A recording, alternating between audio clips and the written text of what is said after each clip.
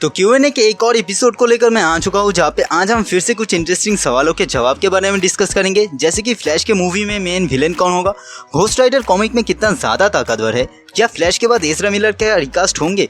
तो वीडियो बहुत ज़्यादा इंटरेस्टिंग होने वाला है, तो बिना देर किए चलिए शुरू करते हैं। तो पहला सवाल पूछा है सक्षम ने कि क्या फ्लैश के रिलीज होने के बाद एज़रा मिलर को रिकास्ट किया जाएगा, और अगर ऐसा हुआ तो क्या हमें कोई नया फ्लैश देखने को मिलेगा। तो देखो, अभी तक न्यूज़ के अकॉर्डिंग एज़रा मिलर डीसी के रिबूट होने के बाद भी फ्लैश के रोल को प्ले करेंगे, और इसमें कोई डाउट नहीं कि फ्लैश मूवी अभी तक आई डीसी की सबसे बेहतरीन मूवीज में से एक होने वाली है। तो इसके काफी हाई चांसेस है कि डीसी के रिबूट होने के बाद भी एज़रा मिलर हमें दिखे फ्लैश के रोल में। तो इसके बाद प्रकाश ने पूछा है कि घोस्ट राइडर कॉमिक में कितना ज्यादा पावरफुल है। तो देखो, कॉमिक में लगभग सारे सुपर हीरोज के मोस्ट पावरफुल वर्जन्स एग्जिस्ट करते हैं, जिनमें से घोस्ट राइडर भी एक है। पर घोस्ट राइडर को और भी ज्यादा यूनिक बनाता है उसका सोर्स ऑफ पावर, और यही चीज घोस्ट राइडर का इमॉर्टल होने का रिस्पॉन्सिबल है। तो जब तक जॉनी ब्लेस घोस्ट राइडर बना हुआ है तब तक उसे फिजिकली तो डैमेज पहुंचाया नहीं जा सकता, पर दूसरे एक यूनिवर्स में रॉबी रेस नाम का एक शख्स ऑल राइडर बन जाता है। बेसिकली ऑल राइडर पूरे मल्टीवर्स में जितने भी घोस्ट राइडर के वेरिएंट्स होता है वो उन सब में से ज्यादा पावरफुल होता है। दरअसल इसके पास सेलेस्टियल्स लेवल तक कॉस्मिक पावर आ जाता है, तो इसी वजह से वो पूरे टाइम एंड स्पेस में कंट्रोल कर सकता है। तो अब समझ सकते हो कि घोस्ट राइडर कॉमिक में कितना ज्यादा पावरफुल रह चुका है। तो इसके बाद गौरव ने पूछा है कि क्या मल्टीवर्स के बाद म्यूटेंट सागा का कोई चांस है। तो इसका जवाब मैंने इसके पिछले पार्ट में दिया था, अगर आपने नहीं देखा तो लिंक नीचे डिस्क्रिप्शन में है, वहां से देख सकते हो। और अगर जवाब पे आए तो जरूर ऐसा हो सकता है। फिलहाल मल्टीवर्स सागा अब लगभग फेज 7 तक चलेगा, पर इसके बाद कोई भी सागा आ सकता है, जैसे डूम सागा, म्यूटेंट सागा, कुछ भी।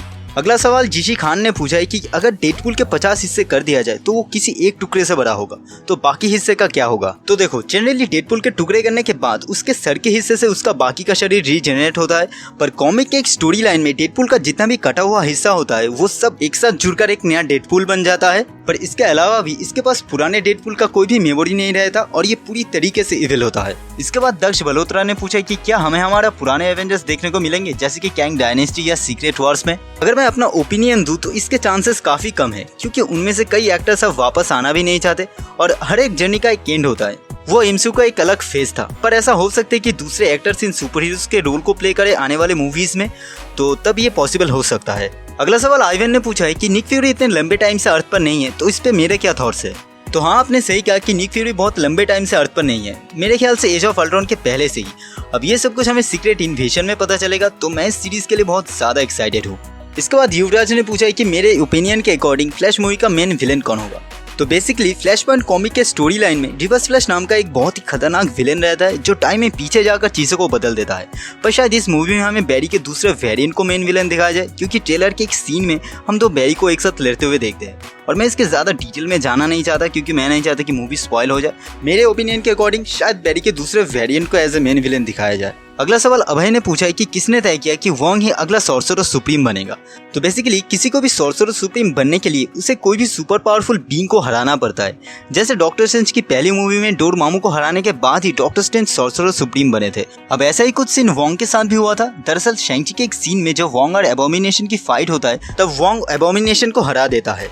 तो इसके बाद लकी ने पूछा है कि मल्टीवर्स ऑफ मैडनेस में अर्थ 838 में डॉक्टर स्ट्रेंज ने थैनोस को मार दिया था, तो इसी वजह से वहाँ पे कोई भी टाइम मशीन क्रिएट नहीं हुआ। तो इस यूनिवर्स में कैंग का पॉसिबिलिटी क्या है। तो देखो, इस दुनिया के हीरोज ने तो थैनोस को मार दिया, पर इसका ये मतलब नहीं कि उन्होंने टाइम मशीन नहीं बनाया। उस यूनिवर्स में रीड रिचर्ड थे, तो ये मुश्किल तो नहीं है कि वहाँ पे टाइम मशीन ना हो। और जैसे कि हम जानते हैं कि नेथनियल रिचर्ड को कॉमिक में रीड रिचर्ड का डिसेंडेंट बताया जाता है, तो इस यूनिवर्स में कैंग की पॉसिबिलिटी ये हो सकती है। तो इसके बाद 2D गेमर ने पूछा है कि क्या मुझे लगता है कि कैंग के लिए उतनी हाइप क्रिएट नहीं हो रही जितनी थैनोस के लिए हुआ था।